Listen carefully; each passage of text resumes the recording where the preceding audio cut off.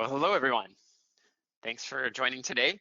I'm happy to see everyone joining here for this really important topic, understanding and addressing burnout in your organization. It's always good to know we're in good company of folks that share our desire and concern with this issue in the world right now.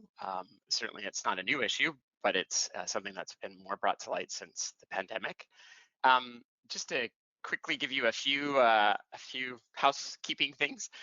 We're going to be about 50 minutes, and we are recording this webinar. So if you missed some of it, or you want to rewatch it afterwards, or pass it around, if you've registered for the webinar, we'll send you a link, so you don't need to even worry about that. But if you didn't register, someone passed this along to you and you're stealing their login, feel free to go to our website, habaneroconsulting.com, and there you can sign up for our newsletter, and we'll let you know where and when the webinar is posted. And then the last thing, we are going to have a question period. If there are questions throughout this presentation, feel free to ask them. We actually love you to ask them during the presentation if it makes sense. I'm going to be the officiator for today, and I'll see if I can step in on the presentation, but mostly we'll try to cover them at the end of the presentation. So stay tuned for that part. I guess we'll start introducing ourselves here. So my name is Brian Edwards. I am the Director of Products and Services here at Habanero. Again, I'm the officiator, your host for today's webinar. And I'm here with Cat Sanders. Cat, hello, Cat. Want to introduce yourself? Hello. Yeah, absolutely. Hi, everybody. Yeah, I'm a 20-year veteran at Habanero. I'm currently an experienced architect, but my background is in visual design, user experience, employee experience, patient experience, customer experience. So all things experience, which brings me to today, where I'll be talking about burnout with you all. Yeah, thanks. Yes, all things experience, it sounds like. Yeah. Um, just a little bit about Habanero. We, are an organization that really takes this statement to heart, this bringing life to work. And what a challenging moment right now in the world to bring life to work. It's actually hard enough to bring life to life. And so this presentation in part is actually really spot on this particular topic. But more so as an organization, Habanero really lives this idea that we're helping organizations and their employees live better lives at their work and create more productive and more engaged people in the world to their organizations. How we do that, we see ourselves as an employee experience company and have been for many years, but we live in this very interesting sweet spot between a workplace culture and the digital workplace. So we work in both realms within organizations to create organizational change on big meaty areas. Despite more and more of our world being digital, we tend to forget that our ways of acting in an organization are probably more influenced by our cultures and the deep-rooted beliefs and behaviors that come from those workplace cultures. And so we see the world as this overlap of these two things in terms of the impact we're trying to make in organizations. What's really interesting about the topic of burnout is specifically around digital. This is actually a really interesting moment where part of our burnout might actually be caused by our onslaught of new digital experiences that we haven't normalized or level set with. And so, it's exaggerating things perhaps that already existed before in terms of digital burnout. But on the other side of it, this double-edged sword and the positive side, the solution, or how we're going to get to the other side of helping people in organizations thrive through this moment and in the future, is probably going to involve a lot of technology and use the digital tools we have in order to make and create greater workplace experiences for people. So I'm going to segue to Kat, who's going to be your gracious presenter today on today's topic of burnout. Kat, I will let you present. Thanks. That's awesome. Great intro, Brian. Thank you for that. So what are we going to cover today? We are going to, I'm going to just spend the first act will be a little bit about Habanero. Oops. All right. Okay. Will be about Habanero and our experience with burnout, and then we're going to talk about burnout itself, and then what can you do about it, which I think is probably the question on everyone's mind these days. All right, so here's just to start open with a story and starting our journey. So we started thinking about burnout, but actually from really more of a theoretical standpoint. We were hearing about it through so many different media channels and questions that were coming in through our clients. It really piqued our curiosity, and we wanted to know, well, how much of a concern is this for our clients? And so back in March of this year, we did a quick little reach out to a variety of business leaders that we knew from a variety of industries, geographies, and companies to learn about what was on their minds. And what we found out was a full 100% of them said that it was a concern in their organization. And then from there, it was sort of a 60-40 split of the 61% saying it's a burning issue and 39% saying that it was a bit of a worry. And so that was back in March. So what we thought was, let's kick things off with just a little bit of a temperature check on what are things like for folks right now. So I'm going to hand it back over to Brian. I got it. It's we've launched the poll, Kat, and the poll's in progress. And so, how big of a concern is burnout for your organization?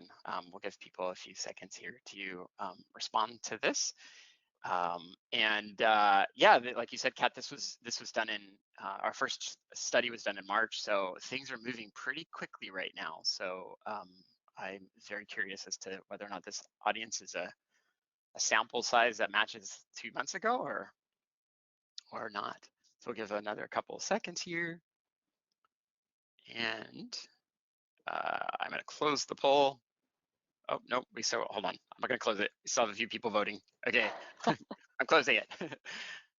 All right, so Kat, just for your sake, because I know you can't see the poll results, we had 39%, so for almost 40% say a major worry in their Mm. organizations, 58% a bit of a worry, and then we have 3% that's all good. I just like attending Habanero's webinars, so I think that's awesome. Well, Thanks for thank you joining to us the today. 3%. Yes, so quite I guess you could say similar results to what we saw in the previous study. Yeah, it's still a concern to everyone. With it, maybe a little bit of a flip on the burning versus bit of, which is great. So cool. Okay, well, thanks everybody for participating in that, and so we have a sense of where your heads are. Okay, so what happened with us is after we got those results in March, that really cemented for us that this was something we wanted to get a much deeper learning and acquaintance with. And so we created a little learning pod, an internal learning pod to dig deeper into the issue. And we had a group of internal folks who did a bunch of learning and reading together and met regularly to share what we were seeing and observing. And it was during this experience that we did realize this is no longer theoretical for us. What we were hearing from our coaches in their one-on-ones, what we were even from the folks in the learning pods who were reflecting on how they were feeling and their own experiences, we were starting to feel that burnout was very much a concern for our own organization. So we wanted to hear as directly from as many of us as possible, and to do it in a slightly more anonymous way, just to reduce any possible barriers of more complete sharing. So, we used our knowledge on ourselves. One of the big bonuses, of course, of the work that Habanero does is that we regularly get to drink our own champagne, as it were. And so, what we did was we switched gears from external exploration to a more rigorous internal inquiry. We started with a 5-question survey asking people how they were doing these days, and we knew it wouldn't provide a comprehensive assessment of the existence of burnout at Habanero, and it wasn't meant to be an assessment of general well-being. So it was specifically around capturing a quick snapshot that would allow us to see if some of the risk factors for burnout were present. So if you're curious, these were the 5 questions that we asked, sort of inspired by the some HBR material that we had received in our learnings. We launched the survey on a Monday. We closed it on that Friday. So we wanted it to be just quick and see what happened. And in that short period of time, we were able to get 84% participation, which we were very happy with. So what did we learn? Well, I mean, I'll admit that going into the survey, we were certain that we were going to hear that we had people who are at risk of burnout. But we were surprised at the extent to which our people were feeling it. And we thought we would be better protected from it because we have a very engaged group of employees who are super connected to purpose and each other. But by doing this bit of research, what we learned is that we have some significant at-risk folks, and especially people of a certain age and tenure. So we did a little bit of segmentation analysis on this, and we learned that we do have some segments who are at greater risk. And I'll come back to which segments those were a little later. What we heard from these at-risk folks is that they were feeling that they needed more control over their workload. They did not feel as productive as usual, and really that they were feeling overwhelmed by work most of the time. As this one person put it, the workspace and work hours blend into your personal space and personal time. So your feeling overwhelmed by work is amplified because it's like you never leave work. Even when I'm not bothered or stressed about work, work doesn't seem to have left my mind as I haven't left my workspace. We heard many comments along those lines, and it really drove home that we needed to rally and rally quickly. So, again, we were able to access our internal know how, and we were able to get from insights to solution design in just 2 weeks. So within a day of the survey close, our employee experience team had analyzed the data and shared their findings along with recommendations with the leadership team. And after putting it in front of the leadership team, we very quickly took those same results and recommendations, and we shared it with all of Habanero so that everybody could see the results of the survey that they had just done. And so, of course, we leaned heavy into our principle of co-creation. We could have taken a more directive approach instead of engaging everyone and figuring out what our solution or solutions could be. I mean, leadership could have stepped in, dictated a certain direction, but the co-creation of solutions, when done right, and what I mean by right is where it's accretive. It's not a design by committee, it's not consensus driven, but it's rather the building of ideas to create something greater than the whole. When you do that, that is critical for generating the strongest solutions and for implementing change that will really stick. And so what we did is we designed an optional all hands workshop to discuss a whole bunch of the suggestions that came up and out of the survey comments. And we mixed it in with some of what we were learning from from back when we were doing the learning pod work.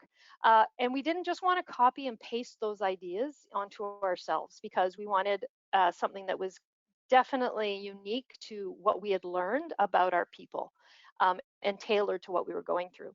So here's our recipe for a workshop. We started with the email invite with a eye-catching subject line, because I will accept or will admit that our first email we just said open forum to discuss burnout, I think, and we didn't get a great uptake. And so we put our marketing hats on, and instead we labeled the invitation "Planning Fridays Off." And wouldn't you know it, just about everybody accepted. Then once we got into get the workshop itself, we went and designed a structure so that it would be engaging, and allow for really constructive discussion. So people were put in breakout groups, so that we could have a maximum of idea generation. The quieter people mixed in with louder folks, and make sure everybody had a voice. And also as a side benefit, it was kind of a social experience, even though it was virtual. But it gave a chance for people to brainstorm with folks that they might not have seen or heard from very much in recently. And so the teams worked through a structured brainstorm to dig into what the survey results meant to them, and also what the problems were we were trying to solve and how we might do that. And so we structured the brainstorm through these areas. So literally, like, define the problem, what's the value that we want to create, what might the idea look like in practice, who would be impacted by the change, what are the obstacles or fears to making this change, and then how will we navigate these obstacles. And so we had the breakout teams chew through this. They generated a tremendous amount of ideas in 55 minutes. Great discussion. And we decided we would do a part two so that we could come back and get together to talk through each of the solutions in a bit more detail and have everyone vote to figure out what's the order of the experiments that we would be trying throughout the summer. And so it'll be no surprise, excuse me, a little frog in my throat there. It'll be no surprise given our survey results and how they were really skewing towards how people were feeling fatigue and overwork and a lack of productivity, that there would be a time off solution in our future. The details and the nuance from these rest and flow Fridays were courtesy of the employee brainstorming and discussion. We structured it so that no one would be losing pay, because our belief is that we're actually going to get more done now that we have these focus Fridays with no meetings. So basically we have these alternate Fridays off, and no meeting Fridays, and we've split the company in two so that one Friday half the company is off and the other half is flowing, and then it reverses on the next Friday. So business is still moving forward. So we are treating this, of course, as an experiment so that we can learn the impact on our people, but of course also on our clients and our projects, and see what that looks like at the end of the trial period, which will be the summer. Some of the other trials that we're trying, we've got these delightful deliveries, which are care packages. Some of them will be sort of in real life. Some of them are more virtual, that will be going around just for people to feel a little bit of celebration in their week. We want to get much stronger on being explicit on our team norms around communication and collaboration, since we are still all virtual, but in a few months we will be hybrid, and it's so critical to get those norms established ahead of time. We're also going to be looking at how we can bake more autonomy into how we do our project staffing, to allow people for more of that sense of control over what they're working on and when. We're also going to be looking at cleaning up our calendars and figuring out, are all of the meetings that we're in, especially the recurring ones, are they necessary? Can we give people a break from all of those meetings? And then we're also looking at an internal work circuit breaker, which is we have a lot of internal projects on the go at any given time, and we want folks to maybe re-examine, have a chance to re-examine and decide, do they really need to be part of those internal initiatives? And so we've done, I think, 2 or 3 weeks now of our Rest and Flow Fridays. We've created an internal measurement team for this. And so what we're going to be doing is some diary studies with volunteers, as well as we're going to be using Viva Insights so that we can better understand our collaboration partner or patterns. We'll keep doing a few pulse surveys here and there, and we're going to maybe even look at other sources of data like our project velocity, COVID case rates, because we're acknowledging, that's part of the stress in this of what's happening in the background. Even the weather, we're going to just throw that in and see, are there any patterns to how our Rest and Flow Fridays are working for ourselves. So that was a very quick spin through what our burnout journey has been and where we're at today. What I would like to do now, though, is talk a bit about burnout in general. And so at this point, we're going to pause for another quick poll. So over to you, Brian. Alrighty, I will launch the poll here, Kat. Burnout is a form of deep exhaustion related to work. Select one of the true or false. Kat, this is a little bit of a pop quiz you've thrown in here. It doesn't really sound like we're polling the audience, but I know you will be gentle with folks if they get the answer wrong. Well, not that there is a right answer. There is a right answer, but even the not right still is sort of on base. So, Yeah, I think this is actually a really interesting question, though, as we all kind of discover the source of burnout and what it's related to. I think what's good for people to know is that more and more insight around this is emerging. Okay, we have, let's see, I'm going to close the poll here and share the results with everyone. I didn't do that last time. We are at 50-50, Kat. Can I say Oh, 50% of I the love group is it. wrong? I don't know. You enlighten us. I'm going to hide I the result. will. You're still sharing your screen here, so you're good. Beautiful. Thanks, Bri. Okay, well then, yeah, for sure, exhaustion is related to burnout. However, it's not the only thing that burnout is made up of. It is actually a combination of these three things. Um, this particular definition is taken from the World Health Organization's classification of diseases, uh, which actually at that I would like to point out, burnout is not a disease, and the WHO is quite explicit that it's a syndrome resulting from chronic workplace stress that has not been successfully managed.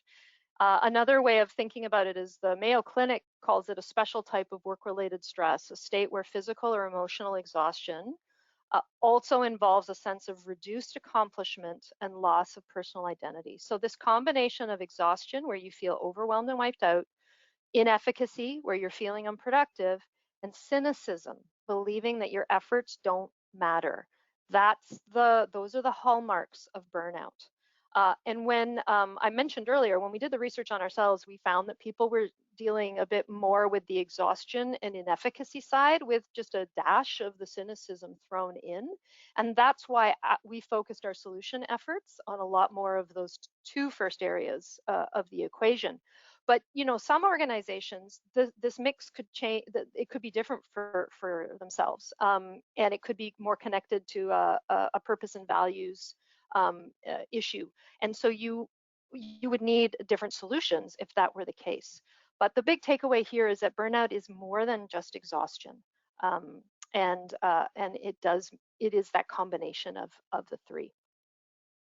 Um, Risk factors related to burnout, there's quite a few.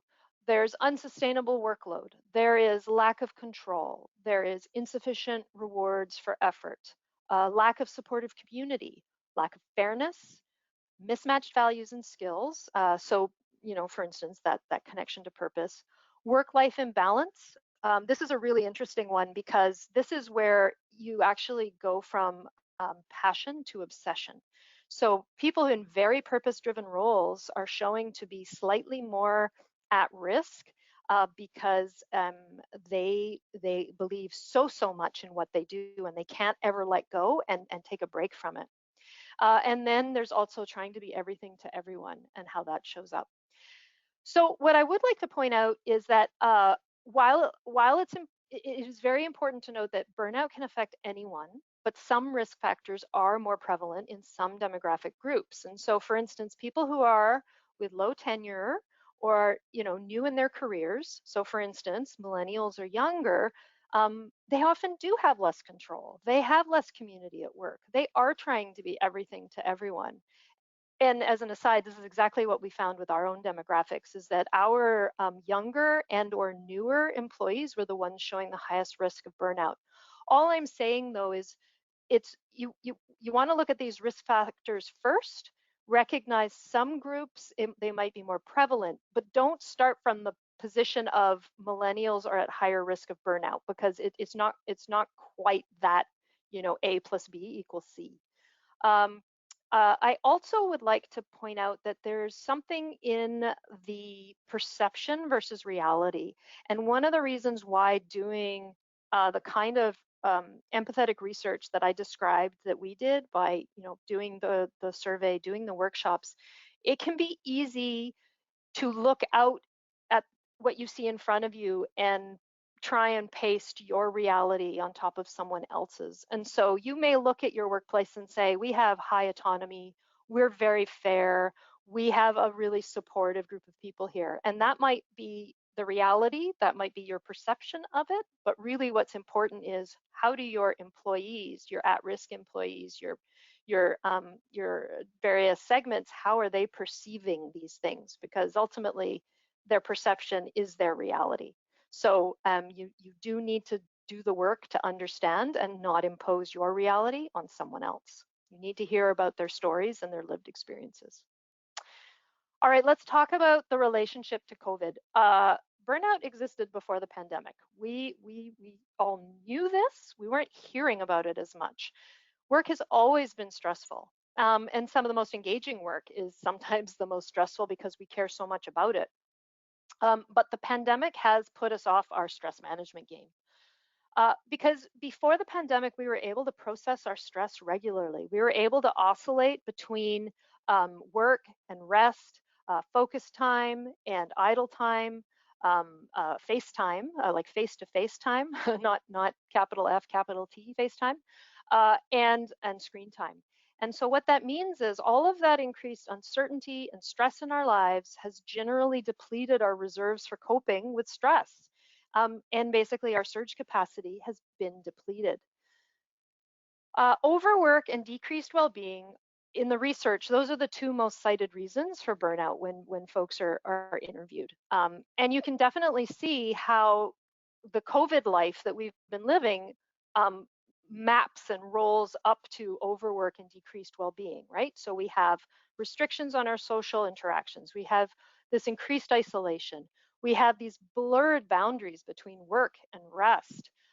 And all of the screen time and the two-dimensional living that we're doing, all of that ultimately leads to overwork and decreased well-being. I think another interesting observation is that COVID has really shifted the boundary for where and how an employer is expected to show up for their employees. And so the realm of mental health, it was almost considered taboo to talk about in the workplace not that long ago. But with COVID, we've really seen how employers have stepped into the responsibility of looking at their employees in their whole and understanding that well-being is made up of many facets, and mental health is one of those things. And so we're talking more about how we're doing, and and people are able to share that they are feeling burnt out, and that conversation was not as acceptable to be having um, pre-pandemic. The last thing I want to talk about in terms of burnout overall is this idea of the common mistakes that some organizations are doing. And the first one would be misunderstanding what burnout is and assuming that we're all working from the same definition. And you may have employees that come to you and say, I am so burnt out. Um, they might actually be exhausted. And if they are, that's a whole different solution set. So regardless, the first place to start is make sure everybody is on the same page for when they're talking about burnout, when you're talking about burnout, and what you mean is those three characteristics of exhaustion, inefficacy, and cynicism. The next mistake is underestimating the amount of effort required, because if you think that this is more of an exhaustion thing, and then you say, well, that's great, we'll just give people some extra time off, that is not necessarily going to take you where you need to go. And that's very closely related then to asking questions with no follow-up. So if you just put out your survey, you get some stuff back, and then you just start to roll out the solutions that you think probably make the most sense, you've missed a really important step in making sure that your employees are part of that journey, and that they have a chance to co-create with you. And that can be a real missed opportunity to build trust. But ultimately, one of the most important things to be aware of is that this is not an employee problem. What this is an employer issue. It's you have to get upstream. Organizations are spending too much time fixing individual symptoms, and what I mean by that is the yoga, the extra day off, the wellness app, memberships. These are all fantastic and well intentioned, but ultimately they're looking at how the employee somehow needs to be boosted to work within a systemic issue. And so, if you really want to get at ahead of burnout, you need to be looking at the systemic side. Um, there are, of course, aggravating factors that lie outside of the control of the employer. So lives that people are living outside of work have pain and heartache as well. And those personal contexts do influence somebody's road to burnout. But as employers, we can't have direct impact in those realms. So the takeaway here, though, is there are things that as employers we can do and we can get in front of, and it is our responsibility to do that within our sphere of influence and control. And that means getting upstream. So that was my walkthrough then of all things burnout from a high level perspective. What I want to now switch to is what you can do about burnout, since ultimately I think that's what folks are here for today, which is both to learn concepts and ideas, but also to get some takeaways. So how might you get upstream? Well, we've created a toolkit that is designed for this sort of work. And what you start with is root cause analysis using an objective, proven methodology that's based on human-centered design, which of course includes empathetic listening, so that you can have this environment of, you can create this environment of safety and trust, and also so that you have this engaging and energizing experience for your employees. So the effort of figuring out what is underlying everything is an amazing opportunity to give employees a chance to share, to find support in one another, to create the connection that we're all craving right now.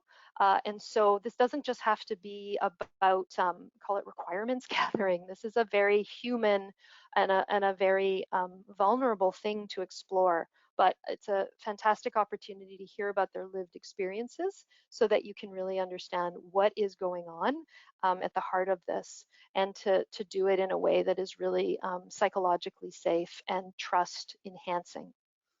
So once you get to the point where you've got your root cause, then you can start to design the solution. Um, Something that we've noticed, humans love jumping to answers. We don't really like spending the time in defining problems. We like to skip over that and get right to answers. And so there is something about, you take the time to figure out the root cause so that then you can create this really bespoke and unique solution to those causes. You do it in a co-creative way with your employees and your leadership, so that you can um, take them through friction that can often come from belief or assumptions or bias, that if you don't do the root cause work is very hard to unpick. Um, it's also where you want to embrace emergent practices. This mindset, we are fairly trained to go for best practices. Right now, what we're dealing with in our um, workspace and related to burnout, this is this is not where best practice is going to work, because best practice says, oh well, if I do A plus B, I'm going to get C every time. Something like burnout is not A plus B equals C. It's not a simple problem, it's a complex problem. And that's the realm of emergent practice. That's where you get into, the art of the possible, where you need to get creative and look outside of what's been done before. And it's why you don't really want to just, read what other organizations are doing and apply them to your own, without spending the time to really know that it is going to fix what ails you.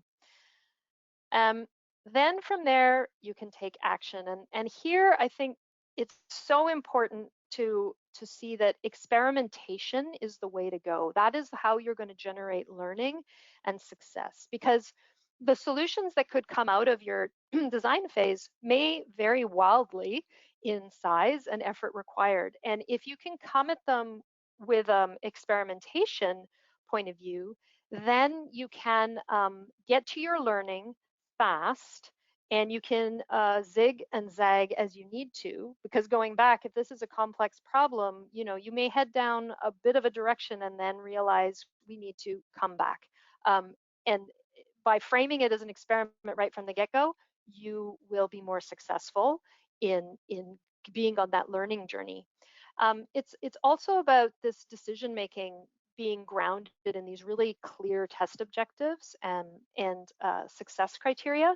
Measurement is so important here. The learning from an experiment can only be as good as the rigor of the measurement that you've applied to it. And so you want to go into this really defining what you're after, so that your decisions are based on clear test objectives and also really strong success criteria for going forward.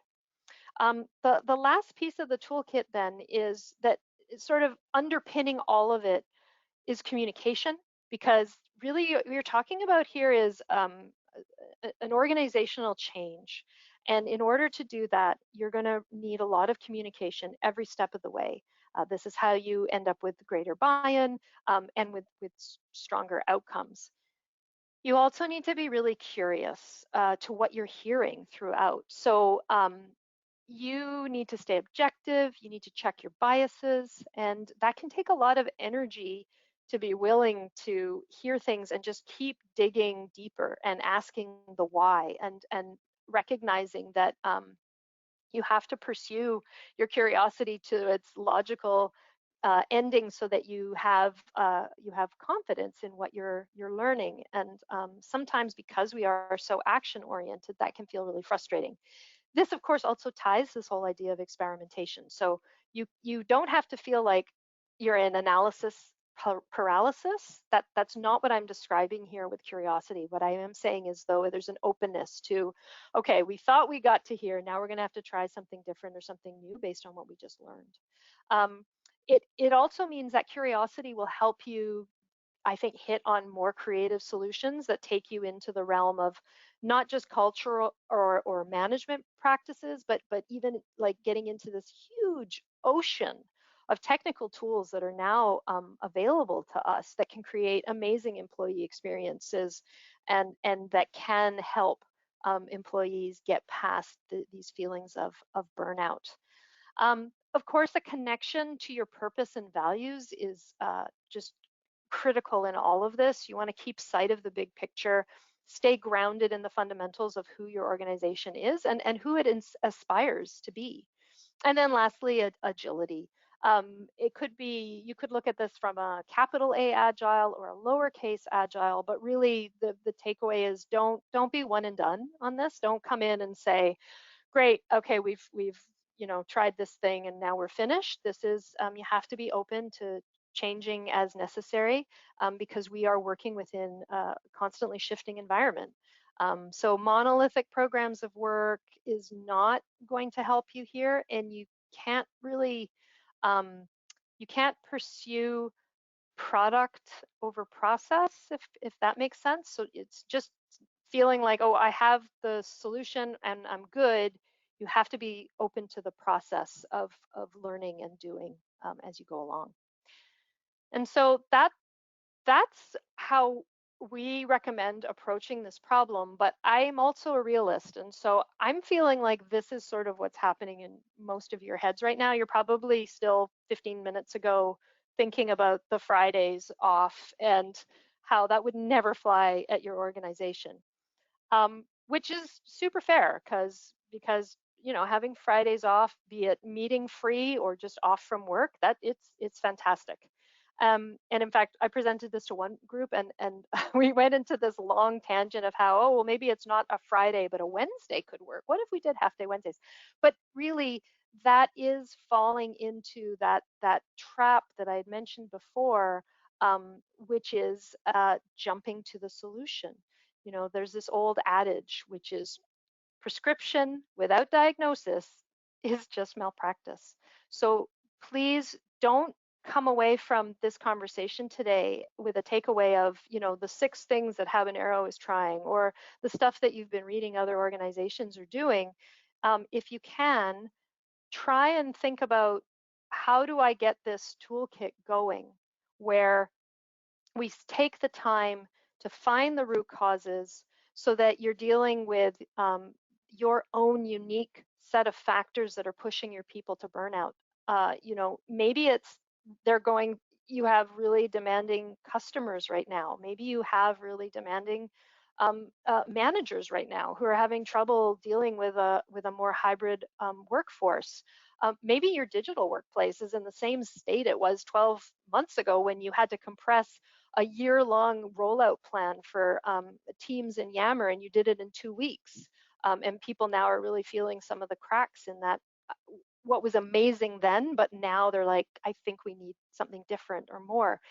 Maybe it's a combination of all three, but you don't need to guess. So step through these phases, and you will deliberately, thoughtfully be able to get to the correct solution for your organization, and be able to do that in a objective and inclusive and psychologically safe way.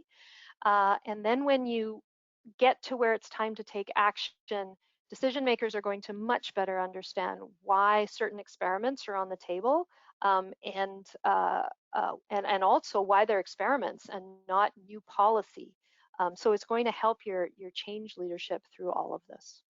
So I'm just going to leave you with one final thought, and that is, we need upstream interventions and not downstream tactics. Upstream interventions take effort and they take patience, but the payoff is really so much richer than the parade of downstream tactics that you can easily go through and still not find that you've moved the needle in the area of burnout. So get upstream by listening to your people, design with them and not for them. Use clever and thoughtful experimentation, and you will find your way through these very turbulent times. And so with that, we're just going to throw one last poll at you. Yeah. So, Kat, thanks so much. And I just want to put a little plug in for questions here too, since we're nearing the end of the presentation. If you have any questions, feel free to put them into the GoToWebinar control panel. I'm going to launch the poll here. We've saved this to the very end because maybe we've actually influenced someone to answer this question differently by the end of this presentation. We're super curious how organizations are responding to burnout and what they're doing. While this question's going, though, I just wanted to reinforce one thing you said, Kat, because you use the word experiment and emergent practice. I mean, emergent practice basically requires experimentation in order to get to the other side Yes. of it. It's like scientists, discovering the cure for something. And one thing I just wanted to say, because I've talked with a lot of organizations that said, our employees expect us to come out with answers. And I just want to say, based on all of our research and conversations with employees, they're open to experimentation right now in a way they've never been before. And so this is a really interesting opportunity for companies to think about shifting the relationship of how leadership shows up on these kinds of topics, and leveraging things like being agile and experimentation as more instead of coming with the answers. Absolutely. So Kat, also while this question is going, I'm going to put us back on video here. Aha. Let's see. Okay. Share my webcam and yours too here. Okay. Okay, you had a long time to answer this poll. I'm going to close the poll, see what we have as results. So we have 22% saying they're not doing anything significant, 43% saying I'm worried we're not doing the right stuff, which makes a lot of sense from what we've seen in the market. And then 35% we're working on it, and I feel confident it'll work. So a third of the people feel confident about where they are in this, which is super promising to me, Yes. that we're already at a third. That's awesome. That's great. All right. Okay, well, so then in our remaining few minutes here, I would love if folks want to just take a quick sec, jot down somewhere, anywhere, an aha that you're left with in this. And basically, if there is an action item that you're going to take away. And all I'm doing right now is I'm just trying to have you engage with the material a little more, so that it sinks in. So a little learning theory being thrown at you. Uh, Also, so as Brian mentioned at the outset, the session has been recorded. If you found it valuable and you want to then share it further in your own networks or your organizations, that would be fantastic. And maybe then we want to get into a little bit of Q&A with our remaining, 5 minutes or so. Yeah, so for everyone who's on the line here and has any questions about what you saw today, you can use the GoToWebinar software to just ask a question. I suppose you could put it in the chat too. I'll try and look there also if you don't know how to use the question tool. But Kat, while we're going, we already have one question coming in, so I'll let you answer the first question here about how long should I expect to get from insights to solutions for a 5,000 person company? So I would say you can expect probably about 3 to 4 weeks for the root cause work. It will be an interesting conversation to have with 5,000 employees. How many employees feels like the right number of people to speak with on a topic like this? The quick answer there is you want to talk to enough folks to the point of saturation where you feel like you've heard some very strong common themes and you're really getting into the entails with further conversation. And so planning that research, so let's say 4 weeks, and then maybe another 4 weeks for your solution design, especially if you want to do it co-creatively, you want to have enough time for there to be probably workshops and other channels for employees to participate. The last piece about taking action, that will depend on the solutions themselves and how long it takes to get your sort of experimental version stood up and then going through enough cycles so that you're testing and measuring and learning. So what we're doing for ours is we're taking the summer. So that's, basically 3 months of experimentation for the 6 solutions that I mentioned. But that could vary from organization to organization and their solutions. Great, thanks, Kat. We Mhm. have a couple of things coming in here. One's not a question, but a statement. I loved the breakout room. Kate says, I love the breakout room brainstorm idea. We'll be trying that with my team, which is awesome. Awesome. Great. And one other question that I can answer is, when will the webinar be shared? This has been very informative and I'd love to share it. So it only takes us about 24 hours to turn this around, 1 to 2 days to turn this around and get it on our website. We'll be sending everyone that registered for this an email, so you'll make sure you'll get a recorded version of this and within a day or two. And then the next question, actually, this is a really interesting question to me, Kat. Could you provide some examples of how an employer can better understand systemic causes of burnout at the individual employee level?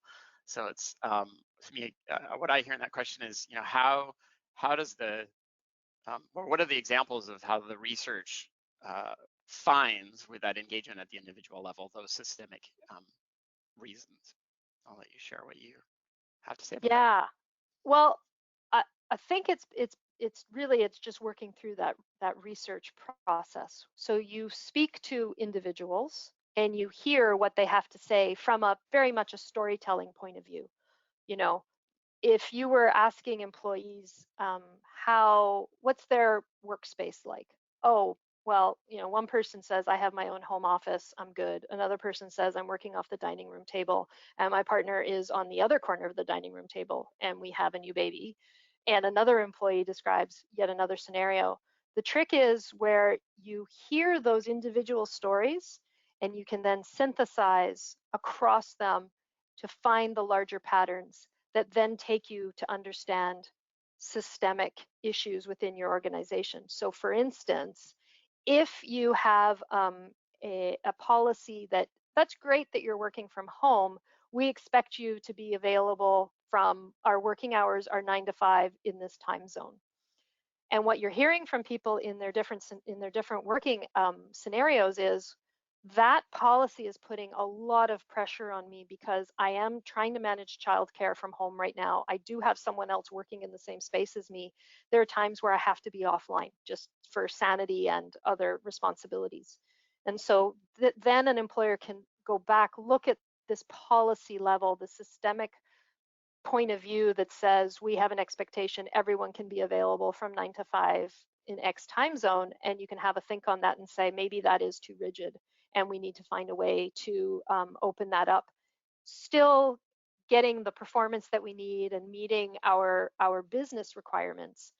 But again, through some creative thinking, you should be able to find ways to bust through, to create space for some of those very individual experiences, but that when you look at overall, they're not as individual as you think, and there are themes there that can be addressed.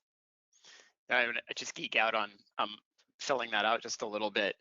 We, for folks that are curious, use a technique that's more founded in something that's called grounded theory research. It's popularized a little bit by Brene Brown, but in the idea of grounded theory is that you don't go in with a hypothesis of what it is that we're trying to discover in the organization. We actually use the insights that are coming from those very personal workshops and interviews to create a well-rounded view using theming and coding and a lot of other geeky research terms in order to look for those patterns. So if you're curious about, research techniques and grounded theory and how you actually see, systemic issues from individualized research techniques, you can kind of geek out on that stuff. There's a really interesting question here from Andy. I actually have something to say about it before I go, but I'll read it so that you can get prepared to answer it too, Kat. Although not all of what was shared today was specific to remote workforces, a lot of the background shared seemed relating to or resulting from this specifically. Do you have any research that would explain why so many people say they prefer to not return to the office, yet working remotely seems to be a major contributor to the burnout people are experiencing? So while you think of your answer to that question, Kat, I actually think this question just fascinates me right now because Andy, you've got it so perfectly articulated here that it is this really strange oxymoron of people who are desiring to work from home, and yet it's also the cause of burnout in many cases, or is increasing burnout. And so, my experience is just in analyzing the research and talking to organizations, what we're latching onto as individuals is the silver lining we found inside of this work at home experience. For sure, there's been incredible benefits to us being able to not commute, to be able to be in the office quicker and sooner, to have that in some organizations, the ones that I think, in fact, we're kind of doing it better, some autonomy of when I can choose to work and put time into the job versus when I can come and take care of my family, especially right now where we have to shuffle so much. So I think what I've heard is people latching in the desire to work from home, or is that latching onto those silver lining moments, the things that are working, and expecting that in this emergent practice, organizations are going to work through the stuff that isn't working, and that's that emergent practice aspect of it. But Kat, I don't know if I just answered the question for you the way you would, but do you have anything else to say to that one? Oh, no, that was great. And just two things I think I want to point out. One is the expectation of choice. And I have a theory that when people answer surveys or when they put out a statement that says, well, I expect and want to be able to work from home, I believe what they're also saying is, I want the choice to be able to work from home. Do not mandate that I must come back into the office, because knowing that I can be flexible with where I work and when I work is very important to all of us right now. I think we've had a taste of what that means for modern life and how it does actually reduce stress in a lot of cases. And I think that the other piece to talk about is uh, the strain that people are feeling right now, working largely. So all of the digitally related pieces of stress that are contributing to burnout, I think, as you said, Brian, there's a belief that it's going to get better. So I'm going to understand how to use my tools better. I won't only have digital interactions with people. Once social distancing restrictions are lifted, at least in my other parts of my life, I will be seeing people in real life, and in that moment, then I would really be very comfortable with part of my world, my work world, being more digital, because I will be getting that three-dimensional part of me fed in other ways. So some of this, I think, is also temporal. And okay, so I said 2 points, but maybe the third point is, none of us really know how we're going to feel in 6 months.